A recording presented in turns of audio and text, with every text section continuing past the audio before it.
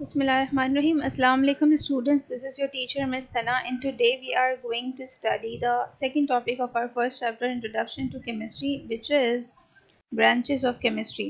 Chemistry की बहुत सारी ब्रांचेस आपके पास हैं जिसको यानी कि इस सब्जेक्ट को सब डिवाइड किया गया है डिफरेंट कैटेगरी में, डिफरेंट फील्ड्स में, और इसमें हमारे पास यहाँ पर 9 ब्रांचेस हैं जिसको हम एक एक करके डिटेल में स्टडी करते हैं।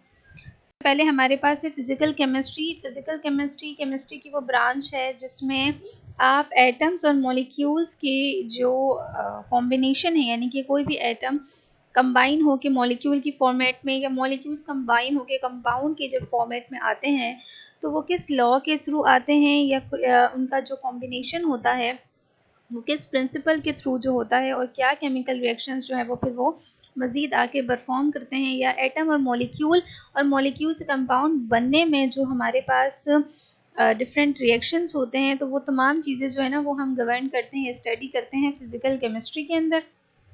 और फिजिकल केमिस्ट्री में basically anything which you can see, यानी कि change in colour, change in temperature, ये तमाम चीज़ें भी आपकी फिजिकल केमिस्ट्री में ही काउंट होती हैं। इसका आपके पास है organic chemistry. Organic chemistry is basically hydrocarbons और उसके डेरिवेटिव्स की जितनी भी डिटेल्स या उसके बारे में जो भी रिएक्शंस होते हैं या जितने भी फिनोमेना आपका हाइड्रोकार्बन से रिलेटेड है और उसके डेरिवेटिव से रिलेटेड है, वो आपके पास ऑर्गेनिक केमिस्ट्री कहलाती है। तो हाइड्रोकार्बन्स क्या होते हैं? हाइड्रोकार्बन्स हम कहते हैं कार्बन, ऑक्सीजन और हाइड्रोजन को। जब कार्बन, ऑक्सीजन और हाइड्रोजन जो हैं वो कंबाइन होकर डिफरेंट कंपाउंड्स बनाते हैं तो उन्हें हम हाइड्रोकार्बन्स के डेरिवेटिव या हाइड्रोकार्बन्स कहते हैं। तो उनकी जो स्टडी होती है वो हमारे पास क्या कहलाती है? ऑर्गेनिक केमिस्ट्री कहलाती है। फिर इनऑर्गेनिक केमिस्ट्री में क्या होता है कि हाइड्रोकार्बन से एक्सेप्ट हाइड्रोकार्बन जो भी हमारे पास एलिमेंट और कंपाउंड होते हैं जिनमें कार्बन, हाइड्रोजन, ऑक्सीजन ना हो, उनकी स्टडीज़ को, उन एलिमेंट की स्टडी को या उनके डेरिवेटिव की जो डिटेल स्टडी होती है वो हम किस में पढ़ते हैं? इनऑर्गेनिक केमिस्ट्री में पढ़ते हैं। फिर आपके पास है एनालिटिकल केमिस्ट्री। एनालिटिकल केमिस्ट्री में जो है वो हम किसी भी कंपाउंड की या किसी भी सब्सटेंस की उसका क्वांटिटी जो है वो क्वांटिटी को और क्वालिटी को डिफरेंट मेथड्स और टेक्निक्स के थ्रू जो है वो मालूम करते हैं। यानी कि ये एक बहुत ही एडवांस केमिस्ट्री की ब्रांच है जिसमें डिफरेंट मशीनरीज और डिफरेंट इक्विपमेंट्स का इस्तेमाल होता है और एक कंपाउंड की, एक कंपोनेंट की जो है वो क्वांटिटी को मालूम किया जाता है एक एडवांस टेक्निक्स के थ्रू, मेथड्स के थ्रू। इसके अलावा ये जो आपके पास टेक्निक है, ये जो आपके पास ब्रांच है केमिस्ट्री की, एनालिटिकल केमिस्ट्री, इसकी इस ब्रांच के अंदर जो है वो हम बहुत सारे बायोलॉजिकल सैंपल्स की एनालिसिस भी कर सकते हैं। लाइक फॉर एग्जांपल मिल्क की, वाटर की, यूरिन की, ब्लड की। लाइक जैसे हम ब्लड की जब डिटर्मिनेशन करवाते हैं, हम ब्लड टेस्ट करवाते हैं, तो ब्लड टेस्ट के अंदर कितने परसेंट आपका कौन सा कंपाउंड प्रेजेंट है, कितने परसेंट कौन सा कंपाउंड प्रेजेंट है, डायबिटीज़ अगर है तो शुगर लेवल ब्लड में ज़्यादा तो नहीं है, तो ये तो परसेंटेज है, जो अमाउंट है डिफरेंट कंपाउंड्स की, क्वांटिटी जो हम मालूम कर रहे हैं, ये हम एनालिटिकल केमिस्ट्री के अंदर जो है ये मालूम करते हैं। ये ब्रांच जो है ये हमें इस तमाम चीज़ों में जो है वो मदद करती है मालूम करने में। फिर हमारे पास है bio chemistry. Bio means life, तो यानी कि लाइफ से रिलेटेड हमारे पास जितनी भी लिविंग ऑर्गेनिज्म से रिलेटेड जो कंपाउंड्स होते हैं, लिविंग ऑर्गेनिज्म हमारे पास प्लांट्स और एनिमल्स हैं, तो प्लांट्स और एनिमल्स के जो जितने भी कंपाउंड्स हैं उनकी स्टडी को और उनको डिटेल में जिस तरह उनकी एनालिसिस करना और उनके अंदर डिफरेंट रिएक्शन क्या परफॉर्म हो रहे हैं, कितने कंपाउंड्स प्रेजेंट हैं, ये तमाम जो है वो डिटेल स्टडी हम बायोकेमिस्ट्री में करते हैं। और मेडिकल साइंसेस की जो है वो बायोकेमिस्ट्री बैकबोन है, यानी कि मेडिकल साइंसेस में बायोकेमिस्ट्री का एक बहुत बड़ा रोल है और बायोकेमिस्ट्री के बगैर जो है वो मेडिकल साइंसेस अधूरी है।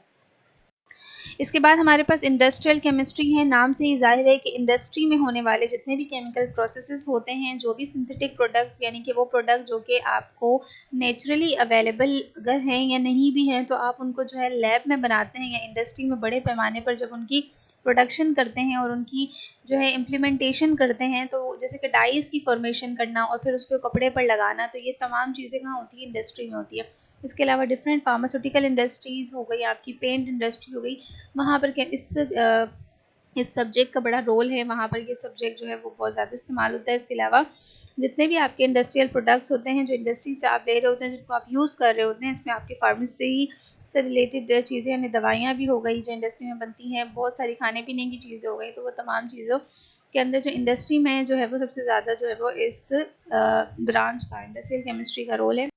फिर हमारे पास nuclear chemistry which is the most advanced branch of chemistry.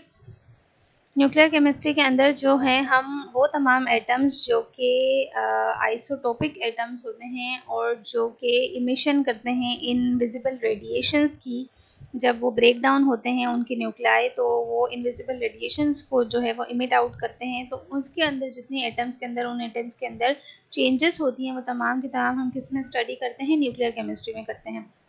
अच्छा, ज़रूरी नहीं है कि न्यूक्लियर केमिस्ट्री सिर्फ न्यूक्लियर बॉम्ब जो है वो बनाने में मदद करती है, बल्कि क्योंकि जो रेडिएशंस प्रोड्यूस होती हैं वो डिफरेंट जगहों पर इस्तेमाल होती है। जैसे एक्सरे रेडिएशन जो आपके पास हैं वो आपके पास न्यूक्लियर केमिस्ट्री जो है इसके अंदर इन्वॉल्व है, क्योंकि आपके पास एक्सरे रेडिएशन जो इन्वॉल्व हो रही है वो आपके पास यहीं से इन्वॉल्व हो रही है, उन एटम्स के न्यूक्लियाई के ब्रेकडाउन से इन्वॉल्व हो रही है। इसके अलावा रेडियो आइसोटॉप जो है वो हमारे पास डिफरेंट डिजीज़ की ट्रीटमेंट, यानी कैंसर जैसा जो मर्ज़ है उसकी ट्रीटमेंट में हमारे पास जो है वो डिफरेंट रेडियो केमिस्ट्री या रेडियो आइसोटॉप्स का इस्तेमाल हो रहा होता है।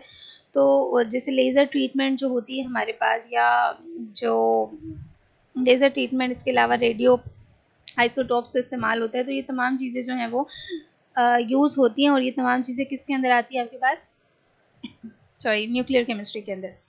तो इसके बाद आपके पास है इन्वायरमेंटल केमिस्ट्री। अच्छा, इन्वायरमेंटल केमिस्ट्री से बज़ाहिर यही है कि एनवायरनमेंट में हमारे पास जो आपके पास एनिमल्स है, प्लांट्स हैं, स्पेशली जो प्लांट्स हैं, और इसके अलावा जो इन्वायरमेंट में जितनी चीज़ें हमारे पास, क्लाइमेट चेंजेस और ये तमाम चीज़ें जो हैं, तो इनके अंदर जितने भी केमिकल मटेरियल्स हैं उनकी आपस में इंटरेक्शन को, इन्वायरमेंट के साथ उनके इंटरेक्शन को, और फिर इन्वायरमेंट पर उनका जो इफ़ेक्ट होता है उसकी जो है हम स्टडी करते हैं इन्वायरमेंटल केमिस्ट्री में। दूसरी एक और चीज़ की क्लाइमेट चेंज जो हमारे पास अभी नज़र आ रहे हैं हमें, तो जो आपकी डिफरेंट इंडस्ट्रीज़ में जो केमिकल यूज़ होते हैं तो उनके जो बाय प्रोडक्ट होते हैं वो भी कुछ केमिकल्स ही होते हैं, तो उन केमिकल्स का आपकी इन्वायरमेंट पर, आपके क्लाइमेट पर क्या चेंज आता है, क्या असर पड़ता है, क्या इफ़ेक्ट होता है, वो तमाम चीज़ें इन्वायरमेंटल केमिस्ट्री में जो है वो पढ़ी जाती हैं।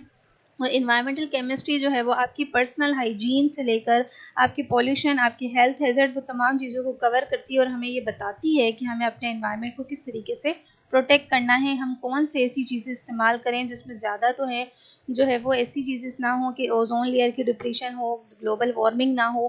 तो ये तमाम चीज़ें हैं जो है वो हम कहाँ पढ़ते हैं, इन्वायरमेंटल केमिस्ट्री में। इसके बाद हमारे पास है पॉलीमेरिक केमिस्ट्री। पॉलीमेरिक केमिस्ट्री जो है वो पॉलीमराइजेशन के बारे में है, और वो तमाम प्रोडक्ट जो कि पॉलीमराइजेशन से हासिल होते हैं उनके बारे में हम पढ़ते हैं, जो कि पॉलीमर्स कहलाते हैं। मोनोमर्स से जो कंबाइन होकर प्रोडक्ट बनता है वो पॉलीमर्स होता है।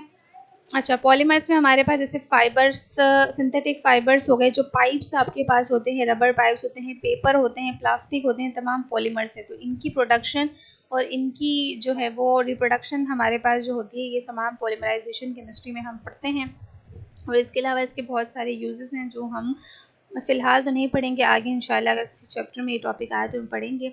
I hope you have learn this so well, and we'll meet in the next session soon. Till then, complete your work and start learning. Happy learning. Allah Hafiz.